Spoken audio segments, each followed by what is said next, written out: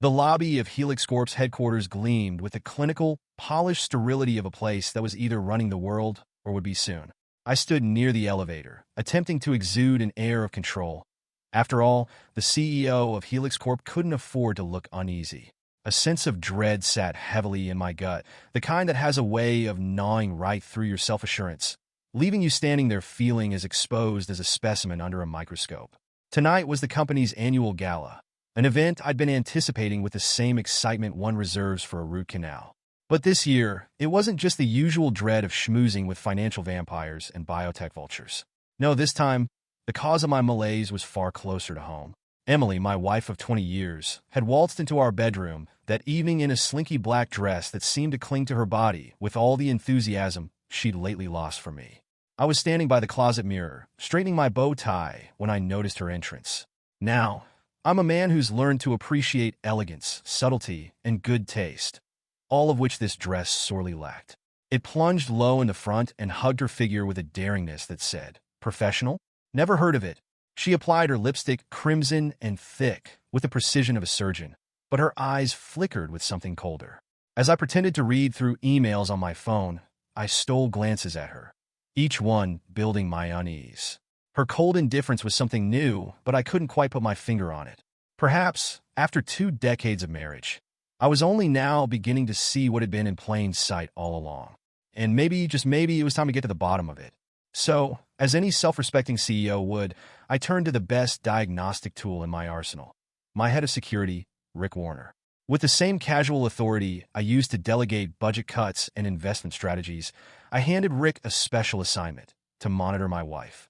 It didn't take long for Rick to return with findings, and to my dismay, they were even worse than the hunches I had tried so hard to ignore.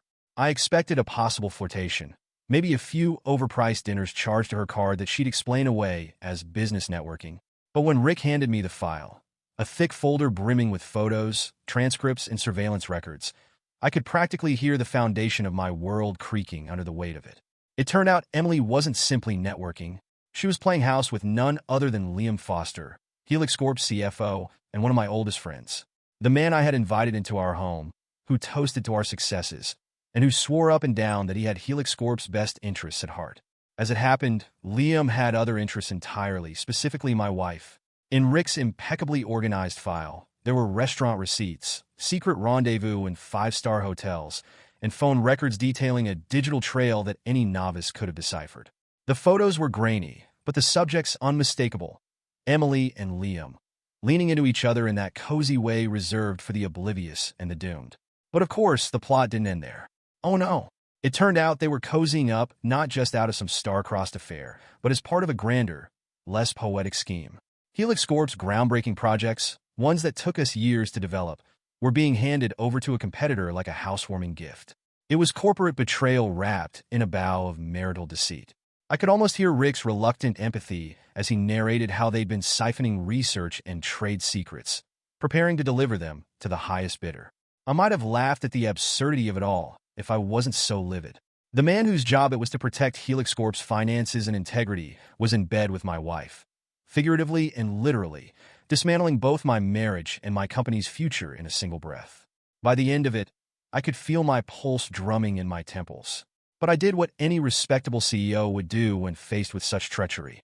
I took a deep breath, closed the file, and began devising a plan of my own. Now, if this had been a soap opera, perhaps it would have ended with me barging into that 5-star hotel and confronting Emily and Liam in the middle of their champagne-fueled escapades. But no, I am a man of pragmatism, and I was beginning to see that this betrayal ran much deeper than marital indiscretion. The damage they had done wasn't limited to stolen glances and red wine stains on a king-sized duvet. No, they'd gone straight for the heart of Helix Corp. What Rick uncovered next made the affair look like child's play. With the help of Emily and Liam, key elements of our company's proprietary research were slipping through my fingers, ending up in the hands of an all-too-familiar competitor, Meridian Labs. Helix Corp's latest project, a genetic therapy technique that we'd spent millions developing, was on the verge of being snatched away, rebranded, and unveiled as Meridian's own miraculous discovery. If they succeeded, Meridian wouldn't just humiliate us. They'd strip Helix Corp of its place as an industry leader. The conspiracy, it turned out, was less a love story and more a hostile takeover, crafted by people I had once called family and friend.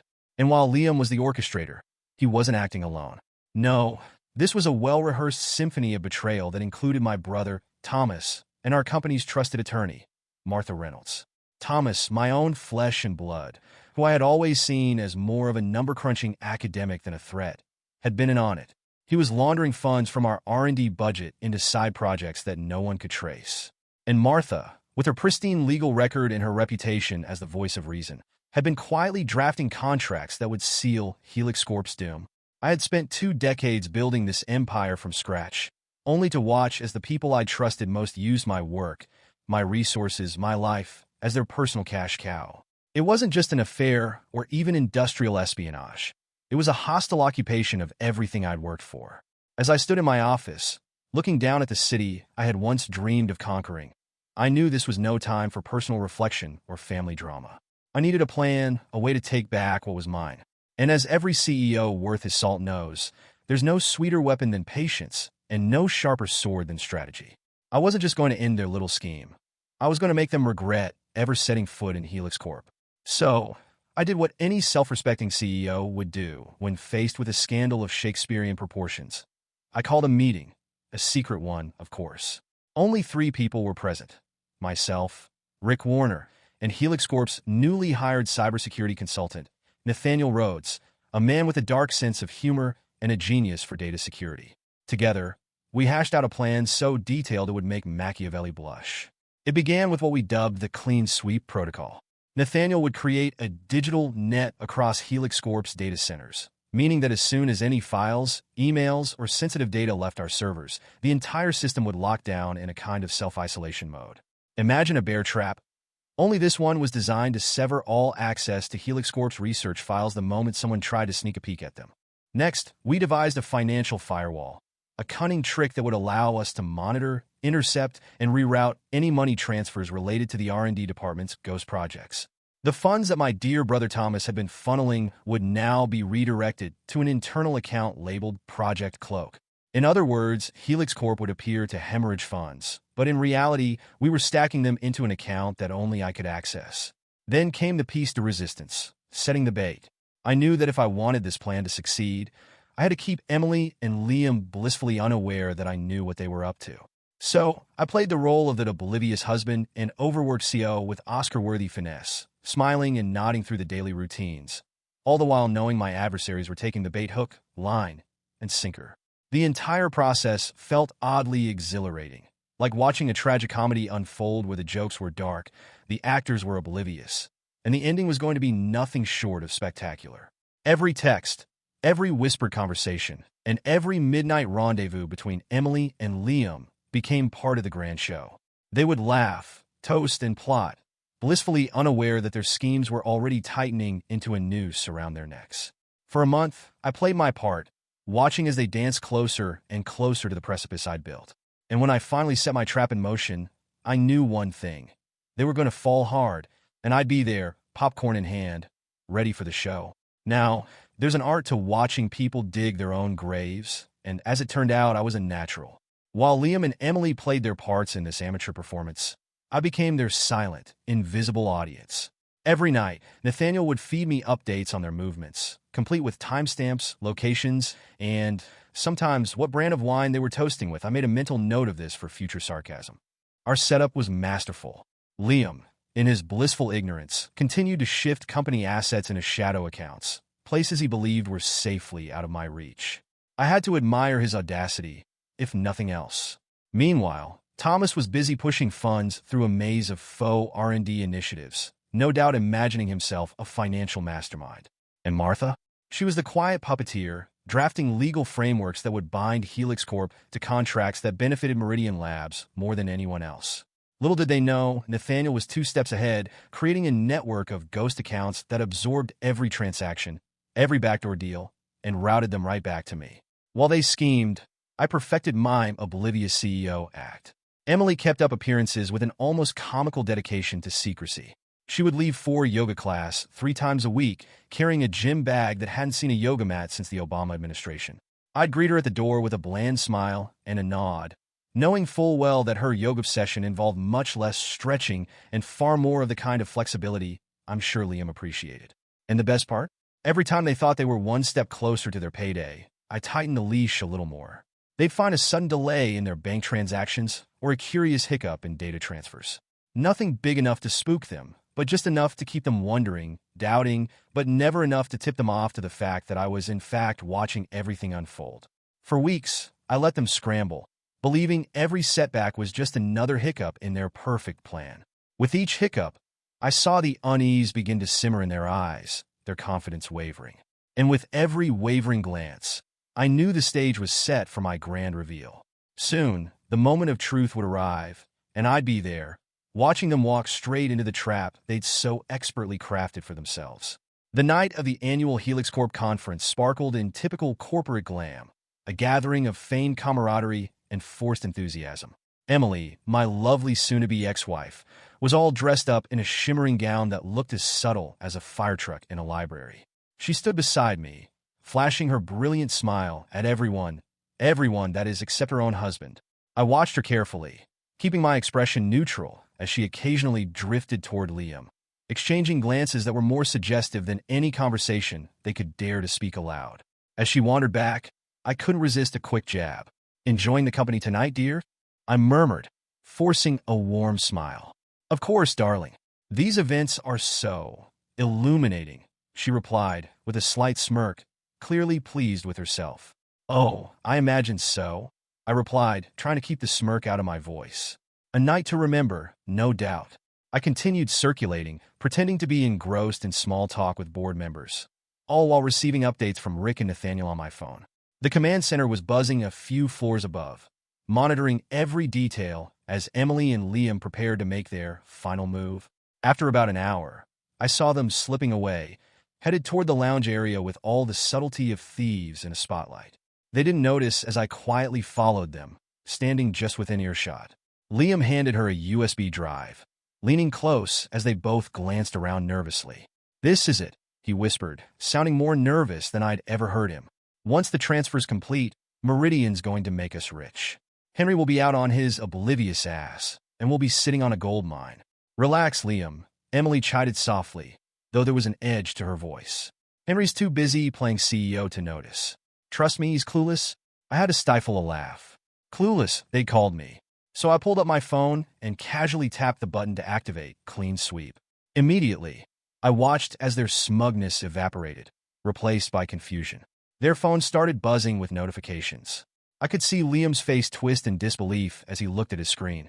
"What the hell?" he muttered, frantically refreshing. "Access denied? What does that mean?" Emily frowned, glancing over his shoulder. "Just reload it. It's probably some kind of error." "Oh, it's an error. All right," I said, stepping into the light. Both of them froze, eyes wide. The error of a lifetime. They stared at me, speechless, mouths opening and closing like fish gasping for water. Finally, Emily managed a strangled laugh. "Henry, what are you doing here?" "Enjoying the show," I said coolly. "You two really thought you could pull this off, didn't you?" Liam tried to regain some composure, straightening his shoulders. "Henry, look, this isn't what it looks like." "Oh, isn't it?" I raised an eyebrow, holding up my own phone. "Because from here, it looks like the CFO of Helix Corp and my wife just attempted the most amateur corporate heist I've ever seen." Emily swallowed, glancing nervously at Liam. "Henry, let's talk about this. Maybe we can talk." I interrupted, suppressing a laugh. "Oh, trust me, I'd love to talk. In fact, you'll be having lots of conversations soon with my legal team, the authorities, and maybe a therapist or two. But for now, you're both done here." The horror on their faces was palpable. As they tried to protest, I turned my back and walked away, relishing the sound of their frantic whispers as the trap closed firmly around them. The morning after the conference, I called a special board meeting.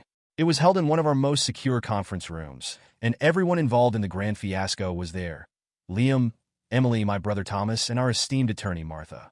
They filed in, each of them wearing an expression somewhere between confusion and trepidation.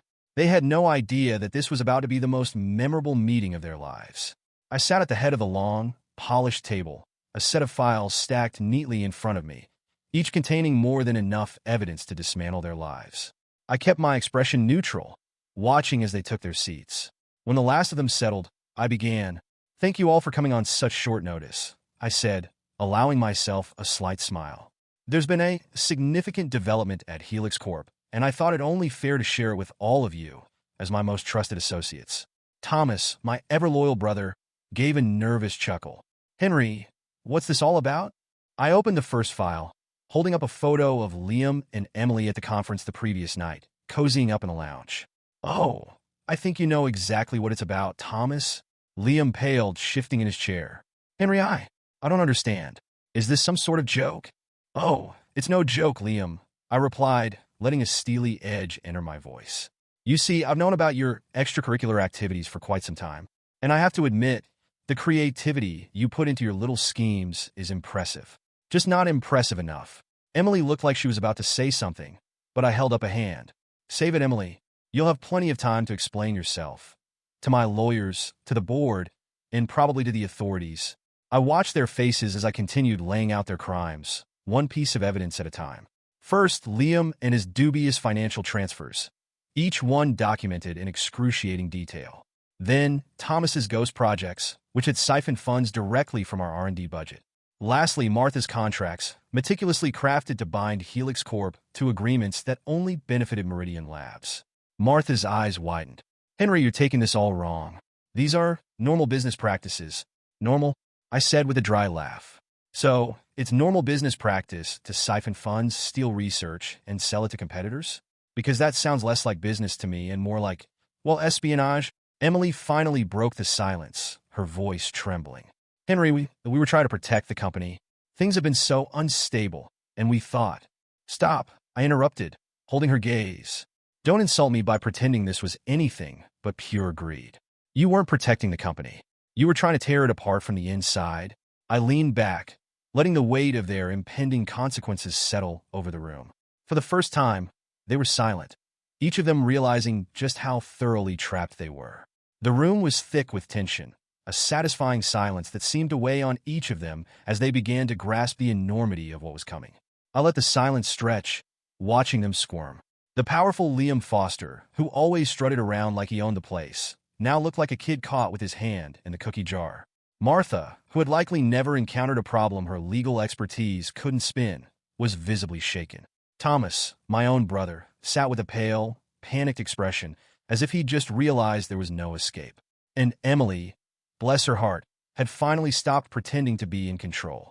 I leaned forward, tapping my fingers on the files in front of me. Let me make something perfectly clear to all of you. This isn't just going to be a slap on the wrist. Your little business venture here amounts to corporate espionage, embezzlement, and in your case, Liam, direct breach of fiduciary duty. I have every intention of pressing charges. We're going to let the law take its course. Liam's face twisted into a forced grin, a last-ditch attempt at bravado. Henry, come on, this is all just a misunderstanding. Maybe we can work something out?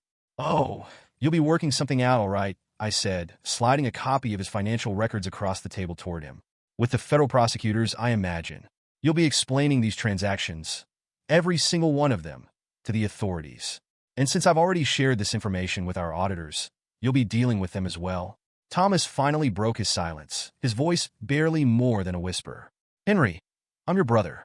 We're family. Can't we? I mean, there has to be some other way to handle this. Family? I echoed, feeling a bitterness rise in my chest. Family protects one another, Thomas. Family doesn't steal from each other's life work and sell it off like junk at a garage sale. If family meant anything to you, we wouldn't be sitting here right now. Martha, always the voice of rationality, raised a shaking hand. Henry, perhaps we could come to a settlement agreement? I leaned back, giving her a long, unimpressed look. Martha, I don't think you quite understand. This isn't a game where you can just throw money at a problem to make it go away. This is fraud. This is betrayal. And by the time we're done here, you'll be lucky if all you face is a courtroom. Emily's lips trembled, her defiance finally giving way to desperation. Henry, please, I cut her off. We'll have the chance to plead your case, Emily. Not to me, but to a jury of your peers. And from what I've gathered, they're not likely to be sympathetic to someone who's been siphoning company funds and selling secrets with her lover. The words hung in the air, each one hitting like a hammer. They had all counted on my ignorance, on my forgiveness even. They believed, in their arrogance, that I'd simply look the other way or settle this quietly to avoid scandal. But as I stood and gestured for security to escort them out, it was clear that this was only the beginning of their fall. The law would take it from here, and I had no intention of stopping it. With the conspirators removed from Helix Corp, escorted off the premises under the watchful eye of security, a certain peace settled over the office. I wouldn't call it satisfaction, not yet, but there was a palpable sense of renewal, of clearing out rot to make way for fresh growth. The days that followed were spent in intense focus, reclaiming the parts of Helix Corp that had been quietly, insidiously chipped away by those I had trusted most. It was a cleanup that required surgical precision, but I was nothing if not methodical. The scandal spread through the industry like wildfire, naturally. News outlets feasted on the story of corporate espionage, embezzlement, and betrayal within the leadership of one of the most influential biotech firms in the country. I won't pretend the media frenzy didn't provide some satisfaction. Liam and Thomas, once celebrated figures, were now infamous. Their faces plastered on every financial website, discussed in every corner of the industry. Emily had retreated into hiding, her social ambitions shattered beyond repair. And Martha? Her career, one she'd spent decades building, was irreversibly tainted.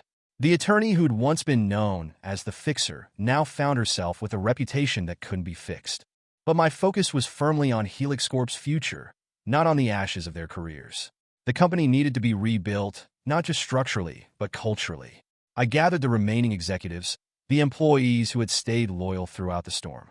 Together, we rolled up our sleeves, ready to restore the integrity of the company. The first step was announcing a complete restructuring of the R&D division. It wasn't just about rebranding. It was about reminding the industry and ourselves that Helix Corp wasn't defined by the actions of a few bad actors. We implemented a new security protocol, a multi-tiered firewall system, courtesy of Nathaniel, who had, it turned out, grown fond of his role as our digital gatekeeper. He and Rick took charge of shoring up every entry point, ensuring that our data would never again be vulnerable to sabotage. The once porous systems that Liam and Thomas had exploited were fortified into a digital fortress. Within months, Helix Corp was back on its feet, stronger than ever. In fact, the chaos had injected a renewed energy into the company. Investors, initially spooked, began to see our recovery as a testament to Helix Corp's resilience and integrity. Sales increased, our client base grew, and by the end of the fiscal year, Helix Corp was back to being an industry leader. But perhaps the most rewarding outcome of this ordeal was seeing my children step up to support the company. They'd seen the betrayal firsthand, felt the weight of it, and watched as I picked up the pieces. Both of them joined Helix Corp's executive team, bringing their own ideas, energy, and a fresh perspective. Helix Corp had always been my legacy, but now it was theirs too.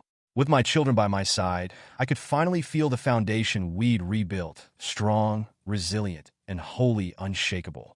In my newly fortified office, a single, framed object hangs on the wall, sparking curiosity among employees and visitors alike. Emily's shimmering black gown from that fateful night at the conference. It stands as a quiet, powerful reminder of everything that transpired. People come and go, glancing at it with subtle nods, never daring to ask its significance outright. But Helix Corp's employees know well enough. It's the dress of betrayal, a symbol of deceit overcome, a cautionary tale immortalized in fabric. As I walk through the bustling halls of Helix Corp, there's a profound sense of accomplishment in knowing that we didn't just survive the storm. We weathered it, rebuilt, and came out stronger. Our new company values are no longer just words in a handbook. They're lived, embodied by everyone who remains. Helix Corp's loyalty isn't just a hollow promise but a hard-learned lesson, and it resonates deeply within our team. My children are a part of that new chapter, standing beside me as the torchbearers of Helix Corp's future. Mandy, now the head of cybersecurity, took her experiences watching the betrayal and turned them into action, transforming our digital defenses into the most robust system in the industry. She's now revered as a rising star in tech, a next-gen innovator who understands both the risks and rewards of her work. Bill, meanwhile, took up the legal reins, studying corporate law with a tenacity inspired by his uncle's betrayal. Every contract, every negotiation now passes through him, his vigilance ensuring that Helix Corp's interests will never again be compromised. Together, they've made Helix Corp a family legacy once more, but this time, an unbreakable one. The fallout for Emily, Liam, Thomas, and Martha was as brutal as it was deserved. Thomas ended up accepting a plea deal, working a menial security job in another city, far from the cushy offices he once felt so entitled to. Martha's reputation in law went up in flames. Her name is now synonymous with disloyalty. Liam, the once dashing CFO, has a 10-year sentence to keep him company, his name scrubbed from every board he once graced. And Emily, once the queen of social circles, now works retail in a department store, a world away from the glamorous life she once cherished. Over time, I watched their desperation fade into quiet resignation, their lives reduced to shadows of what they had been. They'd learned the hard way that betrayal comes with a price not paid in dollars but in dignity, reputation, and peace of mind.